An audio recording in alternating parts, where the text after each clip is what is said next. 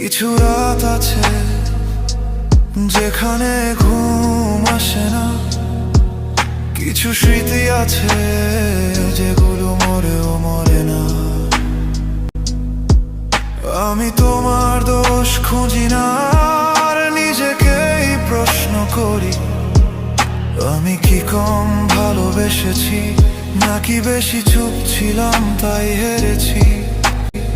যদি একদিন ফিরে তাকাও আমার নামটা মনে পড়লে, যেন আমি এখনো আছি একই জায়গায়, একই নীরবতায়।